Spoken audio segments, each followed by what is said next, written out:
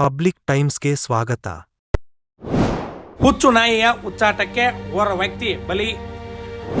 ಇಳಕಲ್ದಲ್ಲಿ 25ಕ್ಕೂ ಹೆಚ್ಚು ಜನರ ಮೇಲೆ ದಾಳಿ ನಡೆಸಿದ್ದ ಹುಚ್ಚು ನಾಯಿ ಕಡಿತಕ್ಕೆ ಬಲಿಯಾದ ಅಗ್ನಿಶಾಮಕ ದಳದ ಸಿಬ್ಬಂದಿ.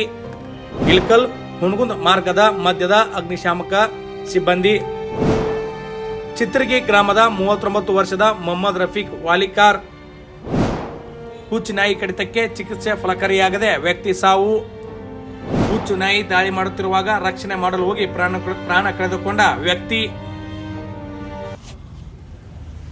ಬಾಗಲಕೋಟೆ ಜಿಲ್ಲೆಯ ಇಳಕಲ್ ನಗರದಲ್ಲಿ ನವೆಂಬರ್ 3ರಂದು 25ಕ್ಕೂ ಹೆಚ್ಚು ಜನರ ಮೇಲೆ ದಾಳಿ ಮಾಡಿ ಗಾಯಗೊಳಿಸಿದ್ದ ಹುಚ್ಚು ನಾಯಿಯಿಂದಾಗಿ ಅಗ್ನಿಶಾಮಕ ದಳದ ಸಿಬ್ಬಂದಿ ಓರ್ವ ವ್ಯಕ್ತಿ ಶುಕ್ರವಾರದಂದು ಚಿಕಿತ್ಸೆ ಫಲಕಾರಿಯಾಗದೆ ಬಲಿಯಾಗಿದ್ದಾರೆ.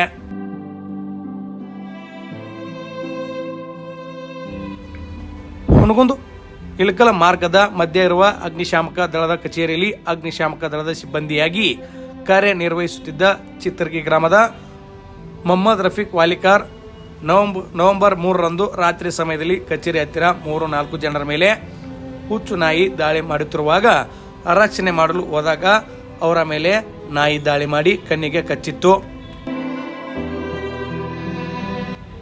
ಹುಣಗುಂದ ಸರ್ಕಾರಿ ಆಸ್ಪತ್ರೆಯಲ್ಲಿ ಚಿಕಿತ್ಸೆ ಪಡೆದುಕೊಂಡು ಹೆಚ್ಚಿನ ಚಿಕಿತ್ಸೆಗಾಗಿ ಬಾಗಲಕೋಟೆ ಆಸ್ಪತ್ರೆಗೆ ದಾಖಲಾಗಿದ್ದರು.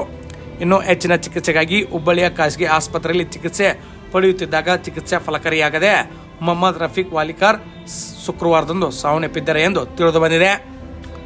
ಇನ್ನು ಮೃತರಿಗೆ ಪತ್ನಿ, 2 ಪುತ್ರರು ಸೇರಿದಂತೆ ಅಪಾರ ಬಂಧು ಬಳಗ ಇದೆ. ಈ ಕುರಿತು ಇಳಕಲ್ ಗ್ರಾಮೀಣ ಪೊಲೀಸ್ ಠಾಣೆಯಲ್ಲಿ ಪ್ರಕರಣ ದಾಖಲಾಗಿದೆ.